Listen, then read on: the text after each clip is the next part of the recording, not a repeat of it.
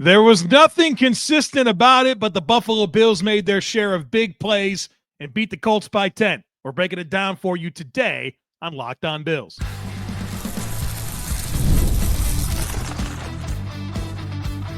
You are Locked On Bills, your daily Buffalo Bills podcast.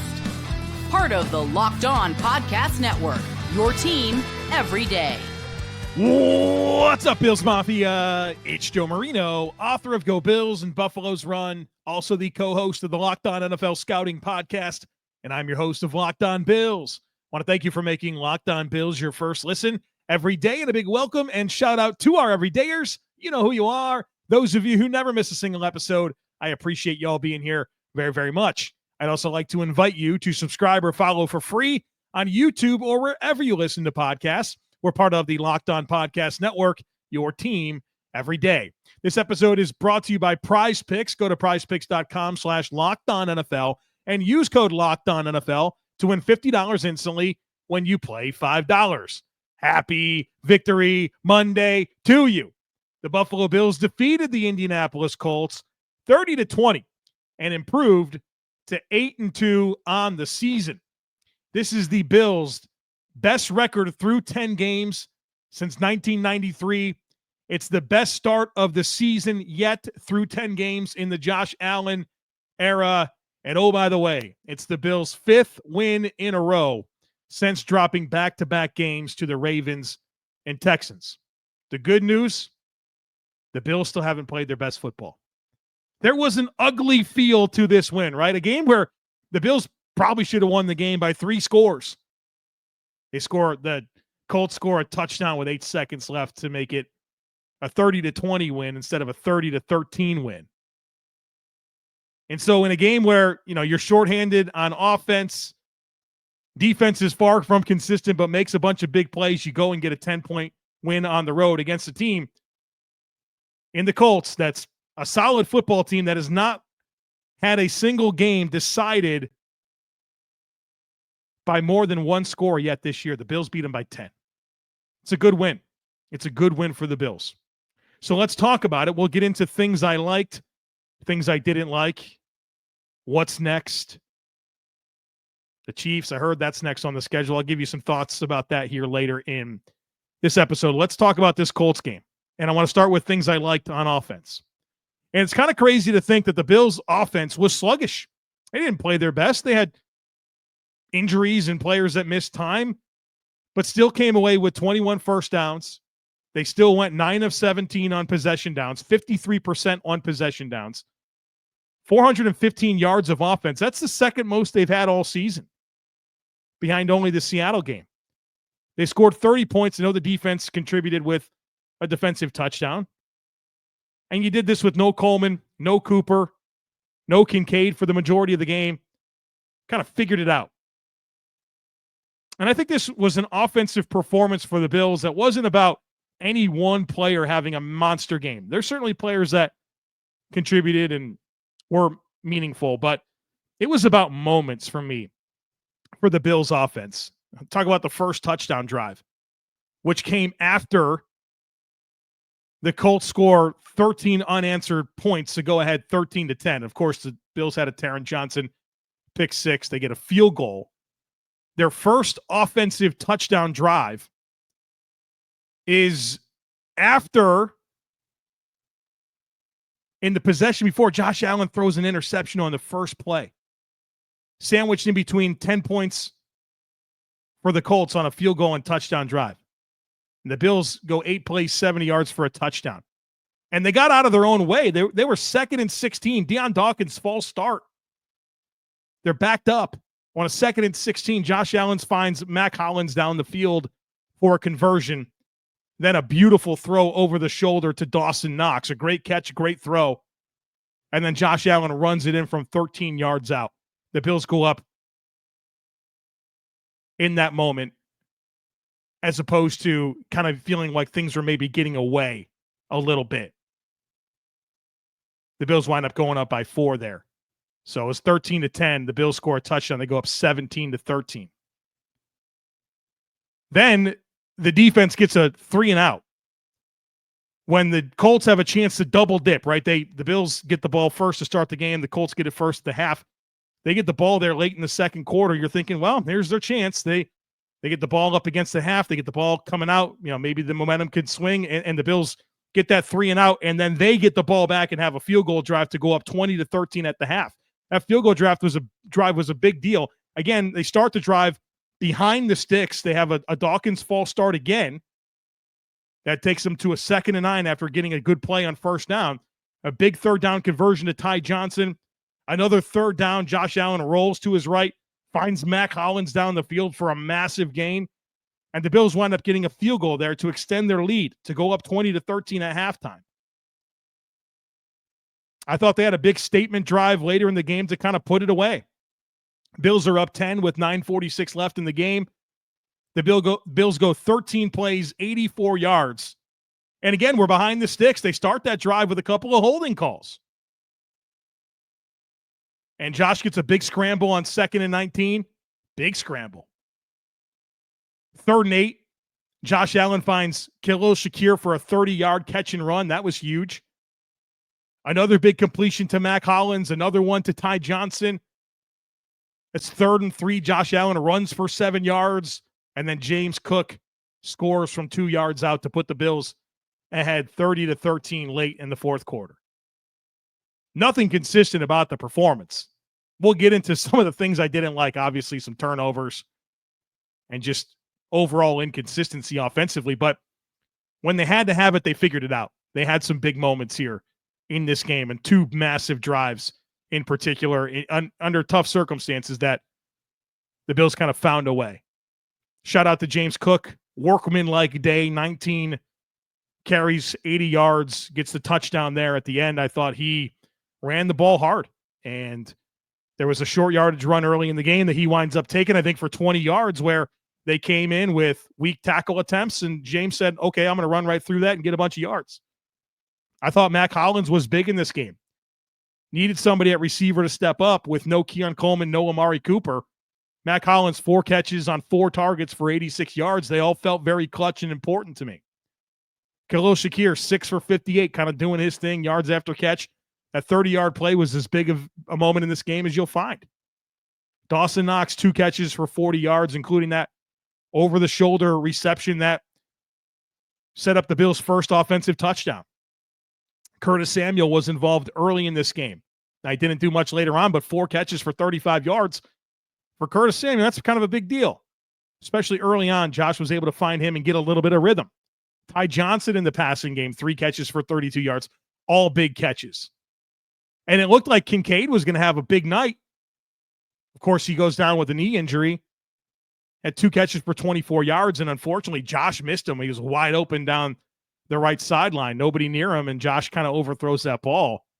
I thought it was going to be a big game for Kincaid. So, guys stepping up. I mean, you're talking about guys like Mack Hollins and Dawson Knox and Curtis Samuel and Ty Johnson. You certainly didn't have the full menu today. And we'll get into that as I talk about things I didn't like. But for a game where you're kind of left thinking, man, the Bills' offense was kind of sluggish.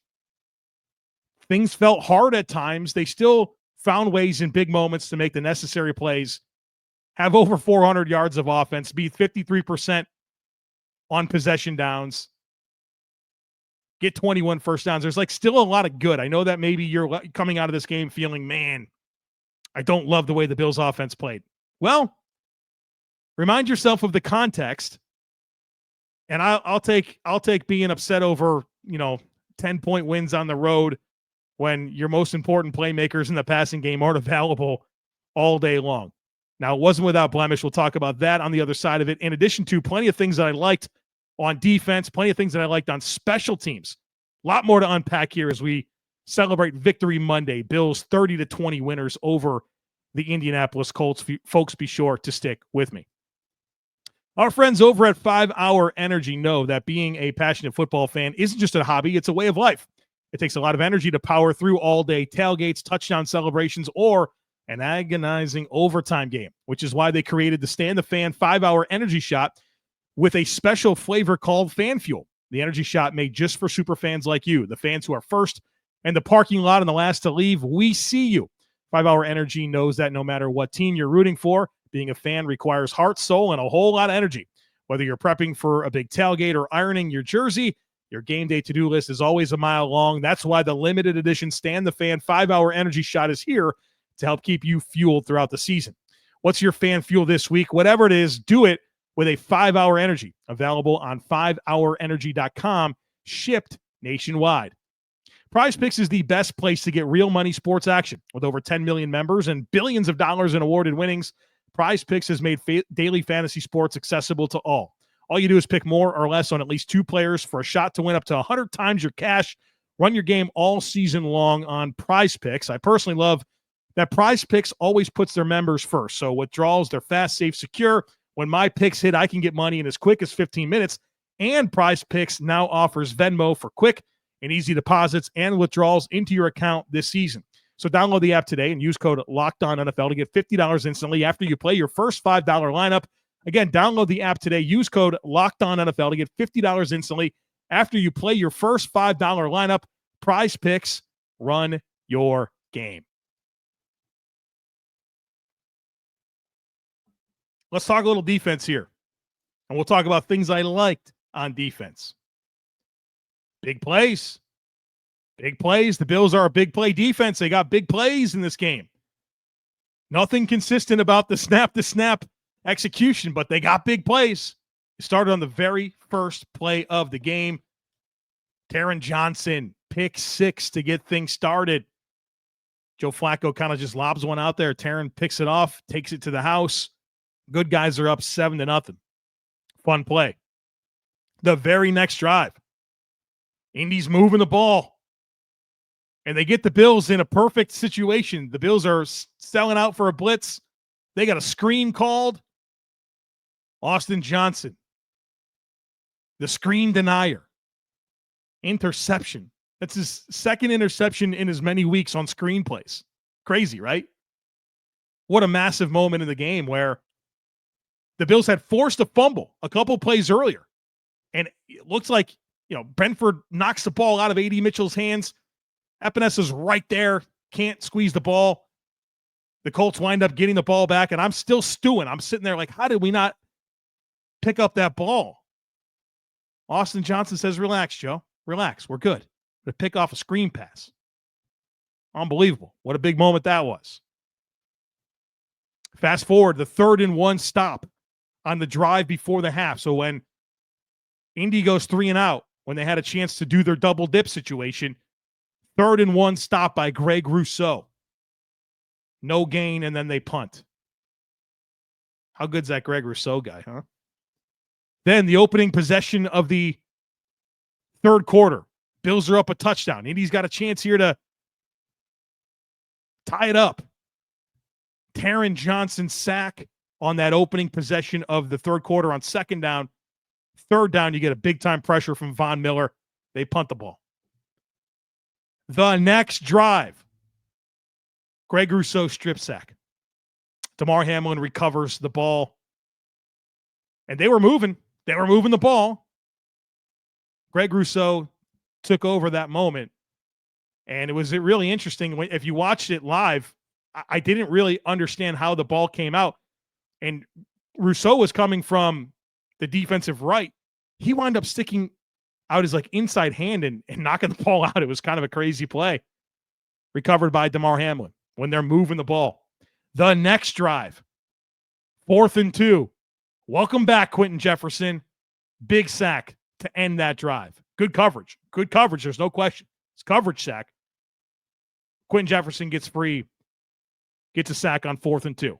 The next drive, Taylor Rapp interception. Ball's a little bit high off the hands of the Colts receiver into the hands of Taylor Rapp. I mean, just huge plays. Huge plays. And again, not all perfect. Certainly, Indy's moving the ball in a lot of these circumstances, but the Bills get that big play in a big moment. Time and time again. Literally time and time again. The whole second half was just takeaway sacks. It was beautiful. And they picked up the offense, right? They picked up the offense in a couple of spots. You know, both of Josh Allen's interceptions were on the first play of the drive. Isn't that crazy? There's 4 interceptions thrown in this game, 3 of them on the first play of the drive. Talk about like this, not a great time to throw a pick. You're trying to get some momentum, move the ball a little bit. Nope, pick, first play. Defense got out of some ruts.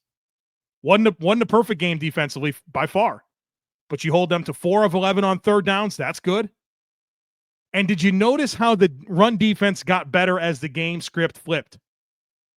Jonathan Taylor in the first half, 16 rushes for 107 yards, 58 of those on one play. By the way, great tackle, great effort by Dorian Williams and Taylor Rapp to get him down. Wind up holding them to 3 instead of them just scoring a touchdown there. That's a huge moment. But Jonathan Taylor, 16 for 107 in the first half, 58 on one play. In the second half, 5 rushes for 7 yards. Game script, right? Matters. Been preaching this sermon all season long. But the defense comes away with 4 turnovers, 4 sacks, 6 tackles for loss. Gave up some yards for sure. Tightened the screws on third down. Got some big-time tackles behind the line of scrimmage and some big-time takeaways. Want to talk about some things that I liked on special teams here. How about Tyler Bass? Last week, he makes 3 from beyond 40, 40, 49, and 61. Today, he goes 3 for 3 on extra points, 3 for 3 on field goals. Keeping in mind, one of those extra points was a 48-yarder due to a ridiculous call on Spencer Brown for a personal foul. On no planet was that a personal foul. You know, it was a personal foul when the Colts defensive ends literally punching Josh Allen in the head on a quarterback sneak. That's a personal foul. Anyways, he makes the 48-yard field goal, or 48-yard extra point, and then he goes 3 for 3 on field goals. So 6 for 6, including a 48-yard extra point and a 47-yard field goal make. Seems like he's hitting the ball pretty good. And I thought Sam Martin was terrific in this game. Only had 2 punts. Both of them were terrific. The first one is a 48-yard net, fair caught at the 9, and the next one was even prettier, 61-yard net. The ball's downed at the 3. If you're going to punt, 48-yard net and a 61-yard net, both times, once pinning him inside the 10, once pinning him inside the 5. Heck of a job by Mr. Sam Martin when it comes to special teams. So a lot to celebrate here, like big plays, big moments coming through, getting conversions when you got to have them on offense, getting takeaways in big plays behind the line of scrimmage when you have to have them on defense. Again, I'm not going to sit here and tell you I think the Bills played their best football in this game. No, they didn't. And I don't think they necessarily have this year. Maybe Jacksonville was probably their best showcase of that, but that feels like a long time ago. And so I think what's exciting for me for this Bills team is there's still plenty of meat on the bone for how they can really find more efficiency and more consistency with how they operate. But to go on the road, win by 10 against a team that had been playing close games all season long is nothing to be disappointed about. All right, on the other side of it, things I didn't like, recapping my predictions and talking about what's next. I want to have a couple of comments here on Kansas City, as I know that's going to be the talk of the league this coming week. And so I have some thoughts on that, and maybe it will ruin your excitement for the game, but regardless, be sure to stick with me. Nothing delivers comfort and joy quite like the unrivaled quality and taste of Omaha Steaks. This year, skip the holiday hustle and bustle and save 50% off gourmet gift sets wide at omahasteaks.com. Plus, get a $30 reward card when you shop early and score an extra $30 off with promo code NFL. With 5 generations of experience, they consistently deliver the world's best steak experience, and the gifting experts at Omaha Steaks has made it easy to deliver the perfect gift with thoughtfully curated gift packages starting at $89.99. From legendary steaks to mouth-watering desserts and more, save 50% off store-wide at omahasteaks.com. Plus, our listeners can get an extra $30 off with promo code NFL and a $30 reward card when you shop early. That's 50% off at OMAHAsteaks.com and an extra $30 off with promo code NFL. Minimum purchase may apply. Folks, get ready to tackle the NFL action with FanDuel, America's #1 sportsbook, because right now, new customers can bet $5 and get $150 in bonus bets if you win. The FanDuel Sportsbook app gives you everything you need to place live bets on the NFL all in one place. So when you get a hunch in the middle of the game, you can check the latest stats, view live play-by-play, and so much more on the same page where you place your bets. Just visit FanDuel.com today. And folks, I hope you got in on the action this week. I sniffed out some lines that I really liked, having the Panthers plus 6.5 against the Giants, the Patriots plus 6.5 against the Bears, and the Bengals plus 6.5 against the Ravens. I parlayed those things together, and we did well, folks. I hope that you did as well. Get in on this action. You'll get started with $150 in bonus bets if you win your first $5 bet. That's FanDuel.com. Never waste a hunch and make every moment more with FanDuel, an official sportsbook partner of the NFL.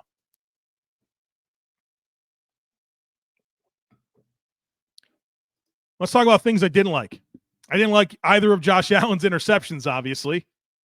Both on the first play of the drive. So you're excited. The Bills get the ball. You're just like me.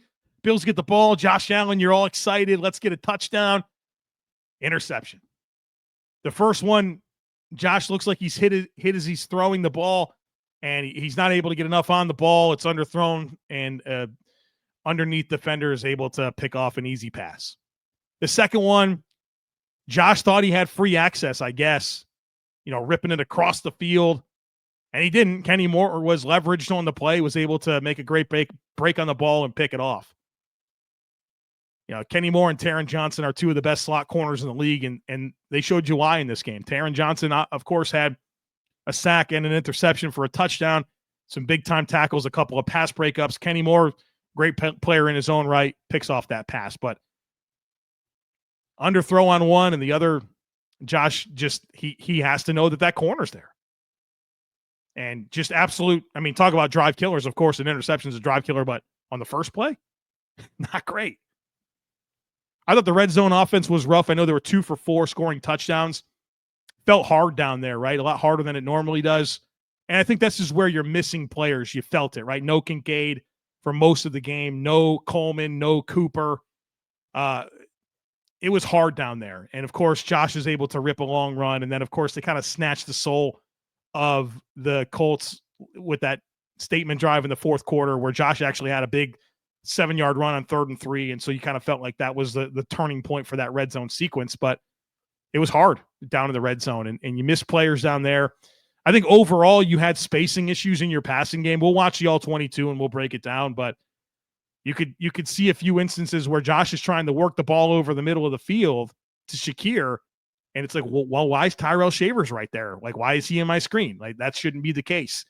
So you definitely had some issues here with some of your spacing offensively, and I'm sure that contributed to some of the lack of efficiency that it felt like the Bills had in this game. They certainly had plenty of big plays on offense, a lot of guys involved, certainly some bigger plays down the field, some catch and run, like all of that certainly happened, but I think it was harder than it had to be, and I don't think we can overlook the injuries that the Bills sustained in this game. And you're talking about big drop-offs based on the chemistry that Josh has developed with Keon Coleman, what Amari Cooper can be, of course, Dalton Kincaid.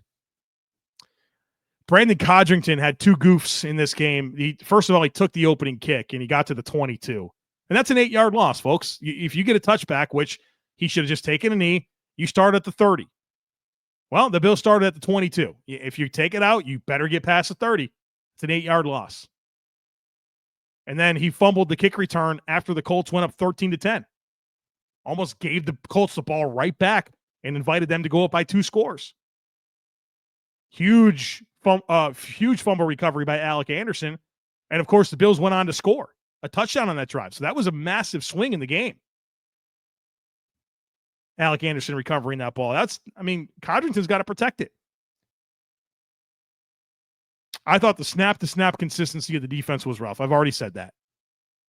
And just when I'm sitting there getting frustrated with the pass rush, right? I'm like, where's the pass rush? They get timely sacks, right? It happens. You're frustrated with the run defense, and then they get a huge short yardage stop, and it feels like they tighten the screws on the run defense the rest of the way. You're getting frustrated by the throws that Joe Flacco's completing down the field, and then all of a sudden you intercept the pass, right? It was like a very leaky defense, but a defense that found a way and got big plays. And that was big. That was big. But the snap-to-snap consistency, hard to reconcile, but look at the drive chart and you're seeing fumble, interception, turnover on downs, punt. It's winds up being good results. Didn't like seeing Dalton Kincaid get injured. We really didn't see a replay on that. I'm not sure what the injury looked like or what the mechanism of injury was, but he had a knee injury, was questionable. Looked like he tried to come back in. Then he was doubtful, and then he wound up not playing anymore. A quote from Dalton Kincaid after the game. He said, quote, "Thought I could go, then I just didn't feel good enough to run and be able to go out there and protect myself." Said he does not know the extent of the injury. So we'll monitor that all week long.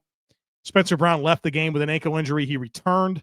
Ryan Vandermark came in and had an awesome play. I don't know if you saw that. It was, I think it was on the long Shakir play where he was able to pick up a first level guy and then get to the second level. That was a really good block. And then David Edwards had a stinger, but he returned.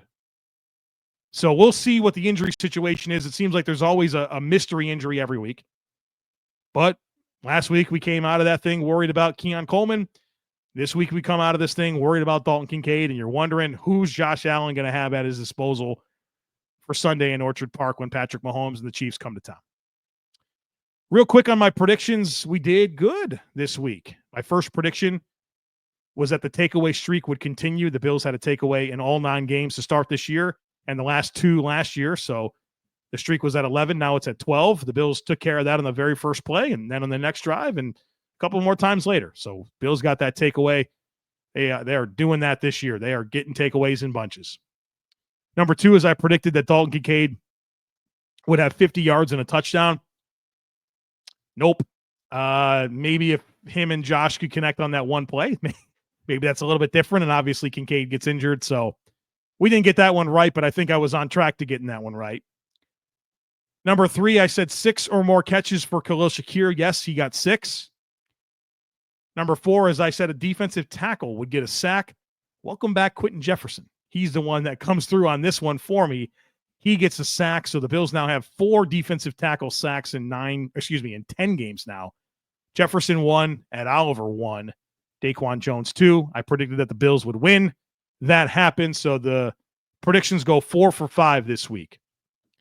Coming up next for the Buffalo Bills is what everybody knows. It's a home date with the Kansas City Chiefs, a 4:25 kick in Orchard Park. CBS is bringing their crew for all of the whatever they do. Is it the pregame? I've never watched this stuff, so I have no idea what it is. But I guess they're going to be in Western New York doing their broadcast before the game.